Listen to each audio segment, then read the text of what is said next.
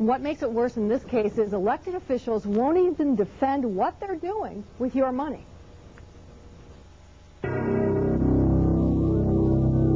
There's no other word for it but lavish. These homeowners are spreading the news their school board wastes money. Hi, how are you? Hi. Citizens for Better Norwood newsletter. Okay. Other parents criticize school spending through their own cable access TV show. Ready, Rick? Okay. Hello, and welcome to Norwood News. But the parents say school board members simply ignore them, so they called the I-Team. Hello, Mr. Guy. We're doing a story on how the board spends taxpayer money. Are you willing to do an interview at any point and explain how you're spending the money? Mr. Thomas Harmon, Lori Quinlivan, we'd like to know if you're willing to do an interview about the way you've been spending the taxpayers' money. Are you willing to do an interview at any point, Mr. Thomas Harmon, since you are chairman of the Finance Committee? I have no comment. The school board raised lunch prices for Norwood students and says there's no money to bus the marching band to away games.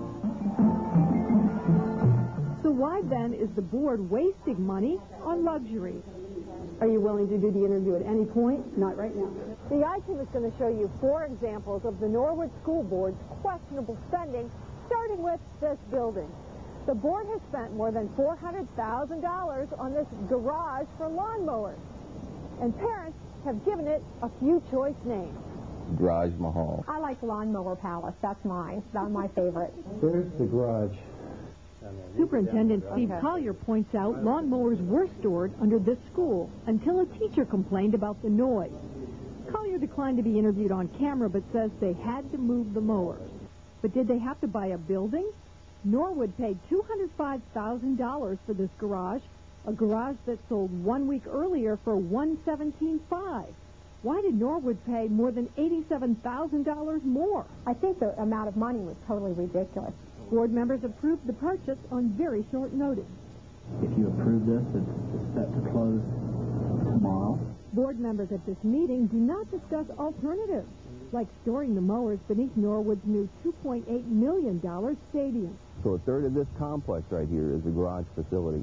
Plenty of room. Plenty of room. Why did they tell you they couldn't just put all the stuff right here under the stadium? It happened so fast, they've never addressed to us why they didn't put it under the stadium. You've never gotten an answer? Never gotten an answer, no.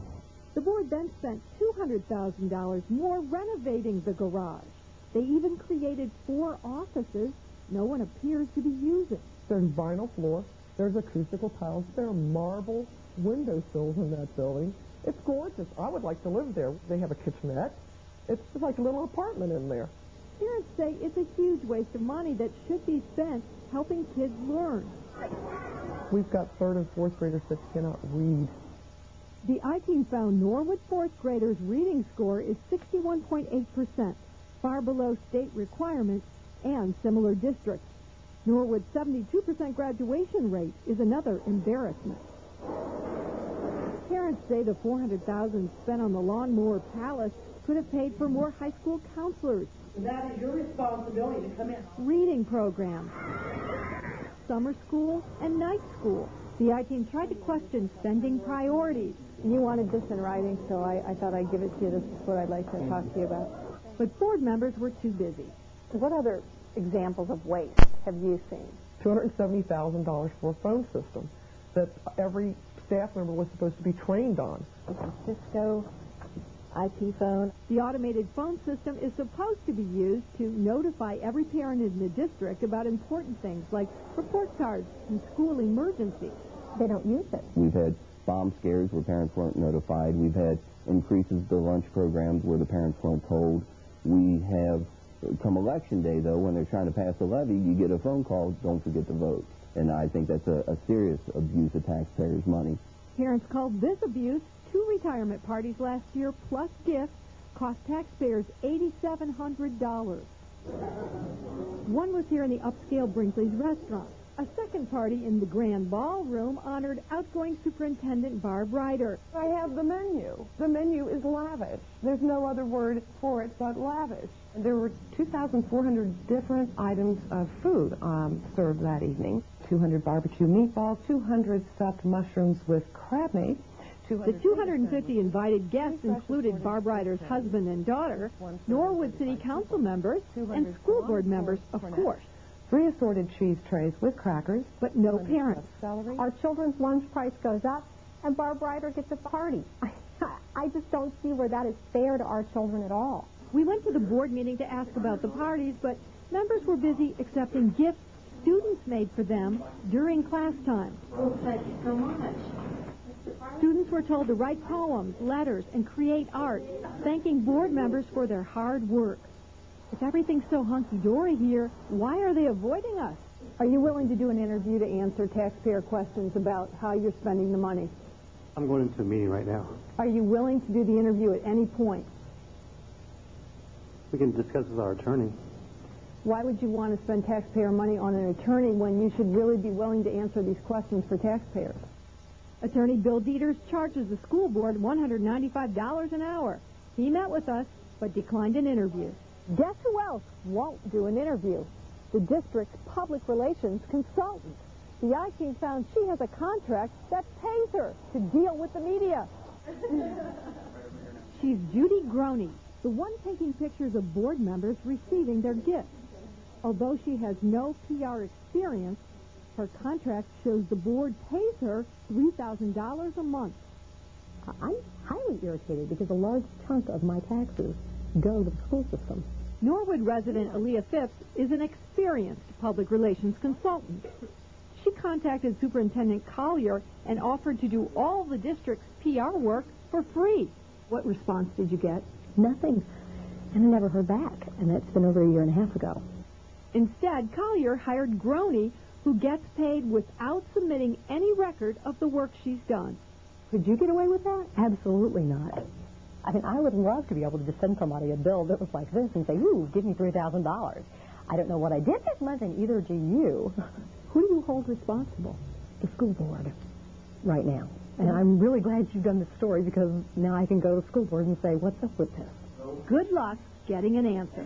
Nobody wants to talk about the lawnmower palace, the garage mahal, the retirement party, the phone system, the PR contract.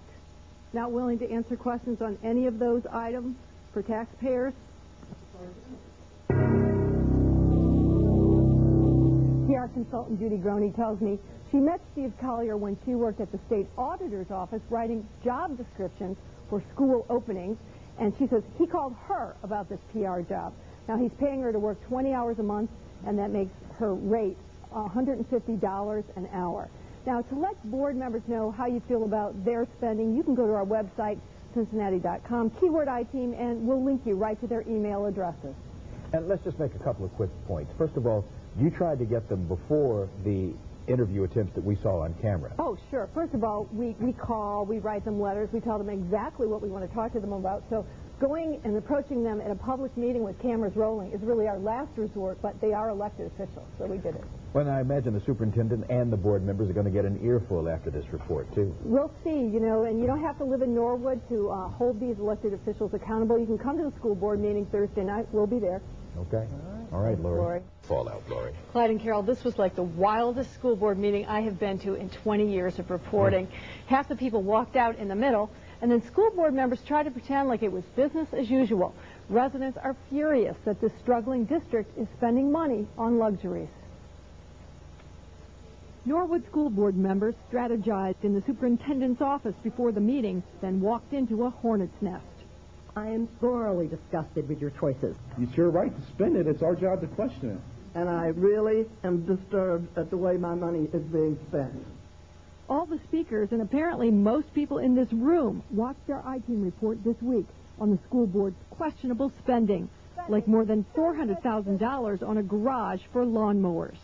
To my knowledge, lawnmowers don't teach children how to read. Can you explain to the public how this directly benefits our students? Board members did not respond to any of the speakers, kind of like the way they did not respond to the I-Team when we asked them tough questions. I have no comment. The recent I-Team investigation has corroborated and highlighted the lack of communication between the school, district, and the community. I feel really, really sorry that we might not be able to pass the levy in order for quite some time.